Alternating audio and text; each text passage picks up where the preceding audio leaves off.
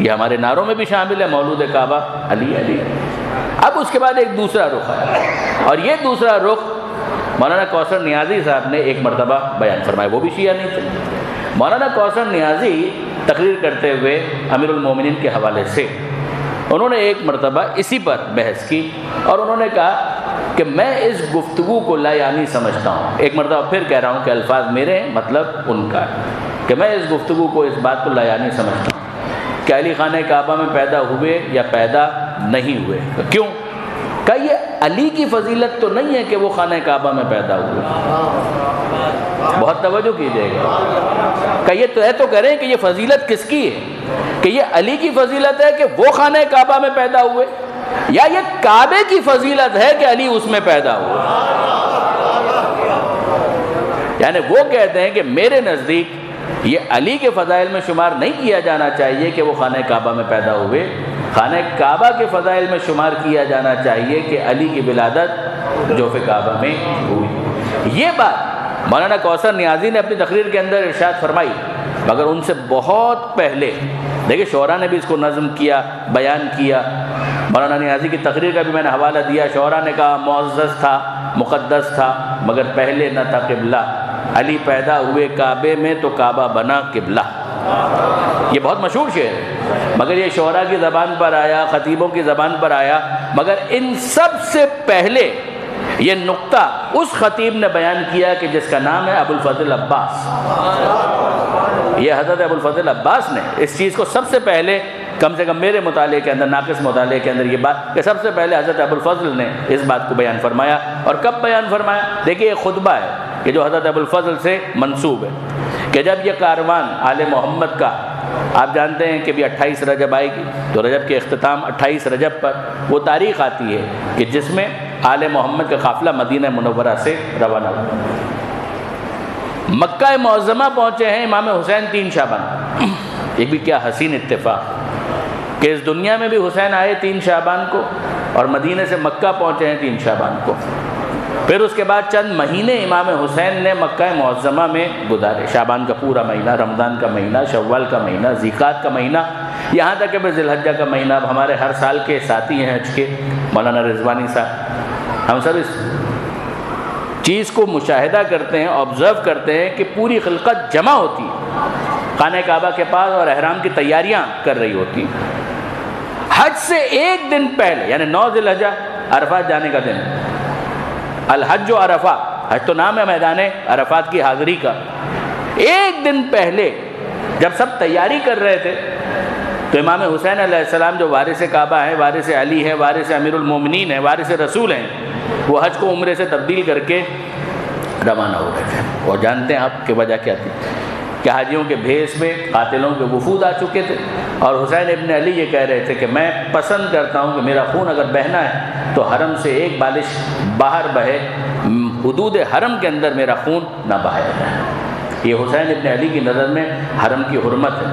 اب آپ ذرا دیکھیے پروردگار عالم نے صلہ بھی کیسا دیا کہ جس نے حرم خدا کی حرمت کا خیال رکھا، پروردگار نے اس کے مقتل کو حرم بنا دیا۔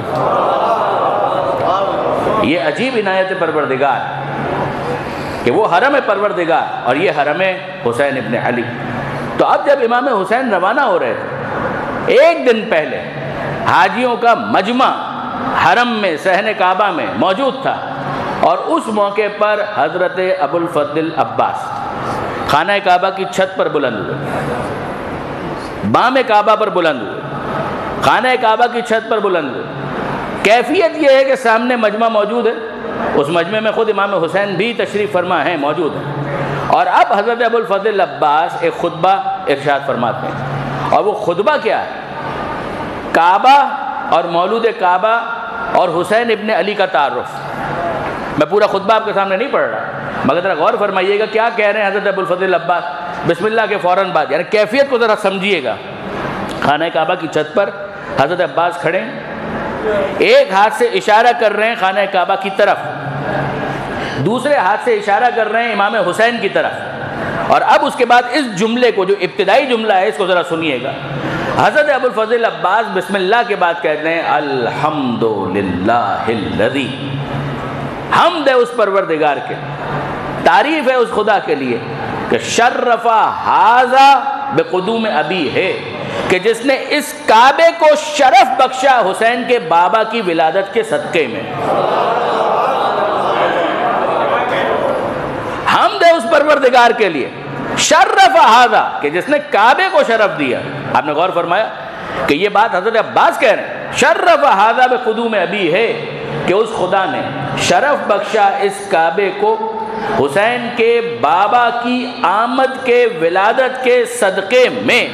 یعنی یہاں پر یہ بھی دیکھنے والی بات کہ جو حسین کا بابا ہے تو عباس کے والد بھی تو وہی ہیں، مگر حضرت ابو الفضل عباس یہ نہیں کہتے کہ میرے بابا، یہ ہے حفظ مراتب کہ جب حسین موجود ہے تو حوالہ حسین کا ہوگا۔ یہ جو مؤدب بنانے والا معاملہ ہے، آپ ذرا دیکھیے کہ واقعاً جناب ام البنین کی کیا تربیت ہے کہ وہ کہتے ہیں شرف ھذا بقدوم ابی ہے، کہ پروردگار نے اس کعبے کو شرف بخشا، کس کے ذریعے سے؟ حسین کے بابا کے قدموں کے صدقے میں۔ اب اس کی وضاحت آتی ہے، فرماتے ہیں من کان فی الامس بیتن اصبح قبلتن، وہ جو کل تک صرف بیت تھا علی کی ولادت کے صدقے میں قبلہ قرار پایا۔ آپ نے غور فرمایا، من کانا فی الامس بیتن، وہ جو کل تک صرف بیت تھا، صرف گھر تھا، اصبح قبلتن، یعنی حضرت ابو الفضل عباس کیا کہنا چاہ رہے ہیں؟ حضرت عباس یہ کہنا چاہتے ہیں کہ بیت بیت تھا تب تک قبلہ نہیں بنا، جب اہل البیت کا پہلا فرد یہاں پر آ گیا تب یہ بیت قبلہ بننے کے قابل قرار پایا۔ درود بھیجئے محمد و آل محمد۔